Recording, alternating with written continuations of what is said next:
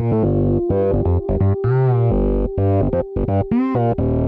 to the Investor Empowerment Series radio show, empowering your real estate investing with techniques, opportunities, and information, minus the BS and sales pitches. Now, please welcome the host of the Investor Empowerment Series, Joe Mueller, from the Tough as Nails Investment Syndicate, Joe Mueller.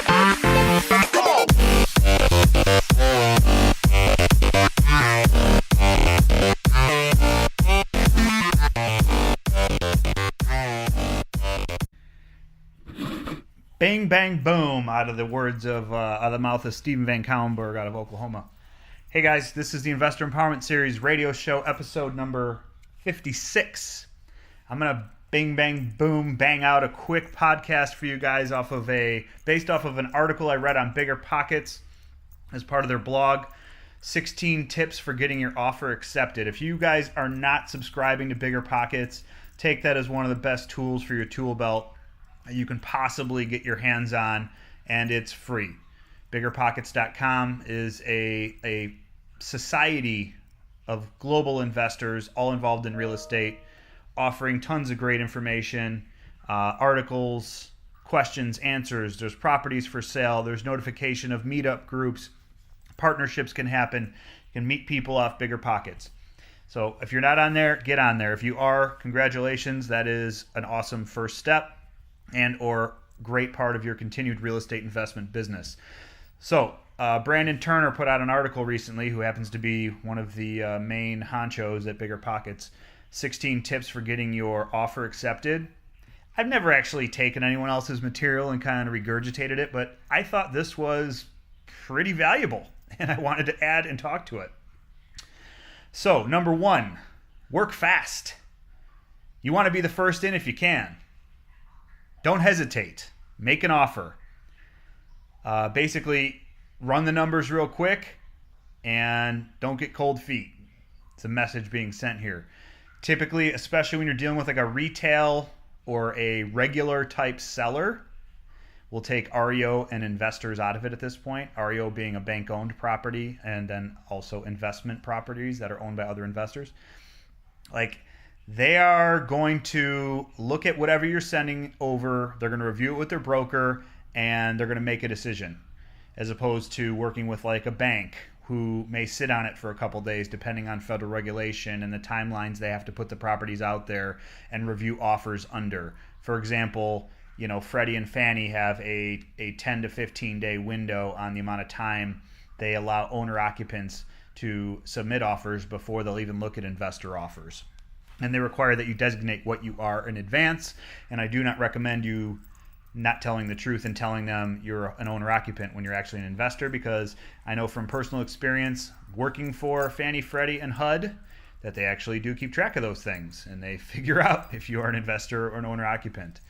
Nothing happens, but they won't let you get the deal. Let's put it that way. Number two, offer your best offer up front. Basically, the point is, don't play games. If they counter you and they want you to go higher, just say no. Just offer what you feel comfortable with. Number three, this one I really like. This is what made me think about actually doing the podcast. Submit a letter with your offer. At first it sounds kind of corny, but I've been on the receiving end of offers with a letter, and let me tell you something, that shit works.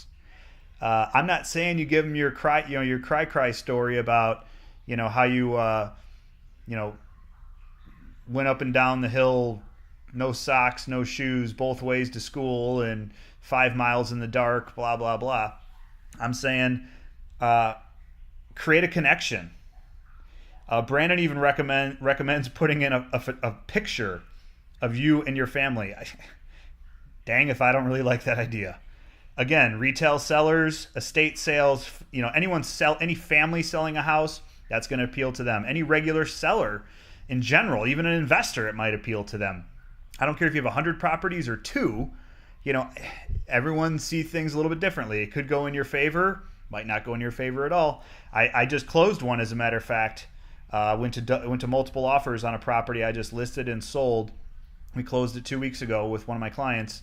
I was representing the seller, and the buyer knew it was a multiple offer. They couldn't offer too much more than their original offer, which was slightly over asking price. But I'll tell you what, that letter sealed the deal. Great idea. Discover the seller's true motivation. That is number 4. I think this is important in any real estate transaction, any business transaction, anything you're buying and selling. So keep that in mind, whether it's a car or a house. Can they not afford it? Did somebody pass away? Does it need too much work? Is the city coming down? Whatever that motivation is, if you can determine that, that can help you make your decision, and then again, use the best price and expedite the offer correctly in order to get it accepted. Number 5, feel uncomfortable. This is something that my buddy Dan Clarton and my partner always says. Like whenever he makes an offer, if it doesn't make him feel a little bit queasy, then it's probably too high of an offer. Think about that. I think there's a lot of truth to be told, and it never really hurts to try and ask. There may be some problems. You might piss off some people, but guess what? It's all going to get paid back when one of them actually works with you and takes that lowball offer that makes you feel a little queasy. Number 6, all cash helps. I think this is a big duh. I think most investors, beginning and experienced, know that a cash offer is always going to hold a little bit more weight than a financed offer. And why that's incredibly important is because of what they brought up in number 7, which is the financing contingency. Basically, it states that you can sit on a property as a seller for 45 to 60 days waiting on your buyer's loan to close, and all of a sudden the financing falls apart. Real life story, Dan and I have a flip going on right now. We bought it at 60. We put 30-some thousand into it. So 60,000, put 30-some into it. We've got a private lender on the deal. We're making monthly payments. We're probably in it right now for somewhere just over $100,000. We've owned the property since February 2017. It is now August 15th, 2017. So we've been sitting on it for long enough, 6 months. We sat on a buyer. This exact situation happened. First-time home buyer, FHA loan. Everything looked good up front. About a month in, the lender couldn't get it done, and then the broker says, oh, I'm going to take him to my favorite lender who always gets it done, yada, yada, yada. Right then and there, Dan and I knew, this could be a problem. Wouldn't you know it? It's now August. We've been under contract since June, and we just reactivated the property a week ago. So that sucks because we've been sitting on it, all because that financing contingency. We technically aren't supposed to be keeping the earnest money on the deal. That's a story for another day, because this one's got a little tricky, so we had to change a few things. We are going to end up getting the earnest money, but in a normal situation, you could sit on a property as a seller for 2 months, and your buyer falls apart 3 days before the closing is actually supposed to occur. That's a real kick in the teeth. So if you're on the buying side, you want to present the strongest offer possible. If you can present it as cash, if you're a wholesaler and you actually don't have the cash, present it as cash anyway and try to wholesale that contract. If you can actually cross out the financing contingency on the mortgage or on the mortgage side of the real estate contract and use that as well as one of your ins. Number 8, waive the inspection contingency. So I think this is a given for any investor. I know there's a lot of theory out there on make an offer and put like a 10 or 15 day inspection period. That is, again, just another way to get out of a deal. I think most people see through that pretty regularly. Hey, Dan, I'm in the middle of a podcast. You want to join in? Awesome. That's awesome. So what I was just telling the folks is Who are you talking to? I'm talking to myself right now. This is episode number 56 of the Investor Empowerment Series radio show, and I read an article, which I've never done this before, and I don't know if you call it plagiarizing or not because I'm giving full credit to them. Bigger Pockets had an article out called 16 Tips for Getting Your Offer Accepted that Brandon Turner wrote. I happened to just save this on my computer for the last week or so, and I thought, you know what, I'm just going to do the podcast because there was some good information on it. It's probably great information. So you're jumping in on number 9. Okay. Number 9 is close faster. They basically want to get rid of this property as fast as they can. Banks with financing can take anywhere from 30 to 60 days, as we previously stated, the average being probably about 40 days. But if you're using some type of cash, private money, or even hard money, set a 10 or 15 or 20 day closing date after talking to your lender, of course, because that's just going to incentivize that seller to want to work with you because they want to get rid of it. This is number 10, another concept I really like, and I know we've done some of this. Dan could probably jump in after I mention it, but give 2 offers. So, and this is the exact example that Bigger Pockets is using, just so I can explain it correctly. And I love this idea because either way, it puts you in a position to hopefully get that property. So if you're going to offer $150,000 on a $190,000 house, the seller is going to do the math and say to themselves, wow, they're offering me $40,000 less than what I'm asking. Instead of doing that, consider submitting 2 offers on a property so the seller compares the 2 offers rather than the asking price and your offer. Perhaps one offer could be $150,000 cash and the other one $165,000 with financing that's going to take 60 days to close. Now the seller is more focused on which offer is better and somewhat ignoring that asking price.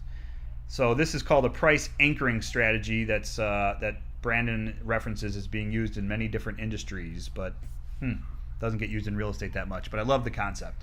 You ever done that? No, not exactly like that, but the only thing I might say is some of these are probably good off-market type strategies. In the climate, at least in the Chicagoland area right now, if there's an investment property that finds its way to the MLS, you're probably not going to have, it won't be the choice between this and that, it'll be the choice between your offer and 15 others, maybe more. Right. But yeah, absolutely. I agree.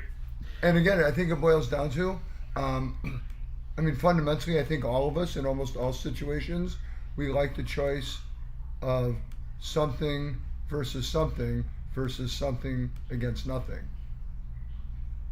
So awesome. That only makes sense. Okay. Thank you, Dan. All right. Point number 11. I would say this is probably common sense stuff for guys like me and Dan, but for the newer investor, offer more earnest money. Offer more earnest money. It shows the seller how serious you are based on how much earnest money you're willing to quote unquote risk. Typically 1% or so, maybe a little bit more is what's kind of the norm and customary. So on a $100,000 purchase, $1,000 earnest money. But if you want that property, bump it to $5,000. If you're using financing, technically your earnest money is protected anyway, and you'll end up getting it back if you can't close that loan. But again, that creates a better situation for that seller to have a greater interest.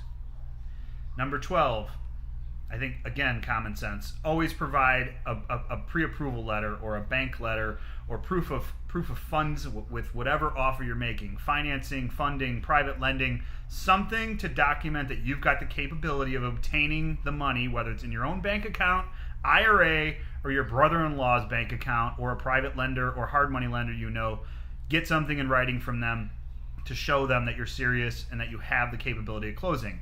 Because I can tell you, guaranteed, if a broker's involved, they're always going to want to verify that because they know the business and they understand how a deal can fall apart if a buyer doesn't have funding.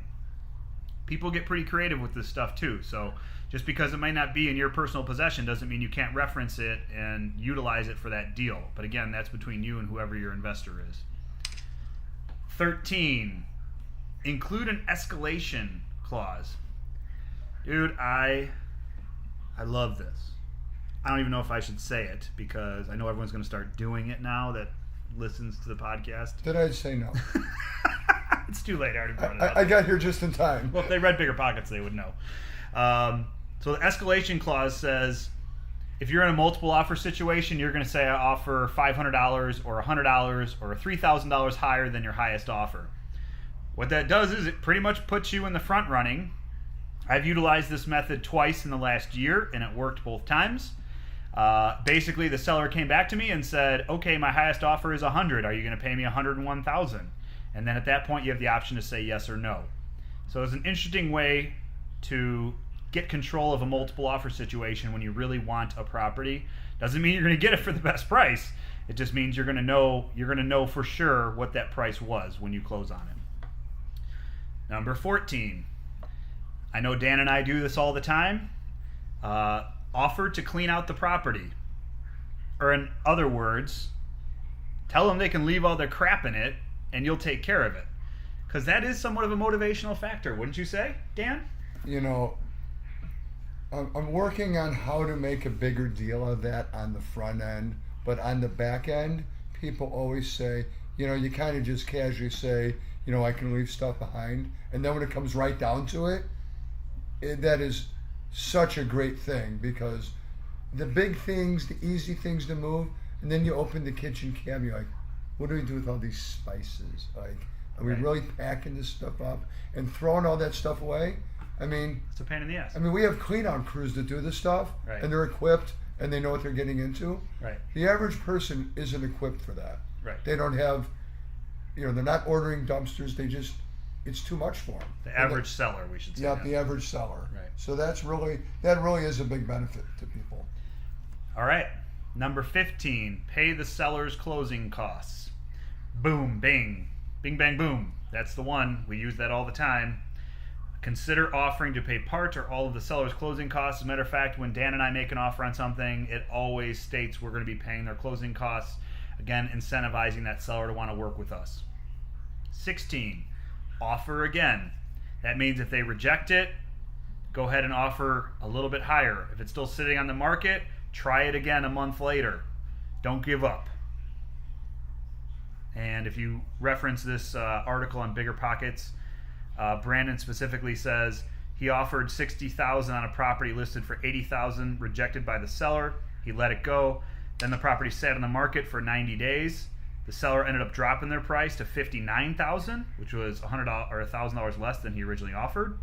He came in with a $40,000 offer at that point. The offer was accepted, and it was $20,000 less than he originally offered to pay. I think all 16 of these concepts are awesome. I think you need to utilize it as part of your investment business. But that's it. That's all we got for today. Dan, thanks for participating for a few comments. And thanks for letting me blast into your meeting. I came in, I thought you were on the phone. Nope, not today. I had to get this out. I'm going to get it out for tomorrow. Episode number 56 of the Investor Empowerment Series radio show. This is Joe Mueller and Dan Clarton. We'll see you around.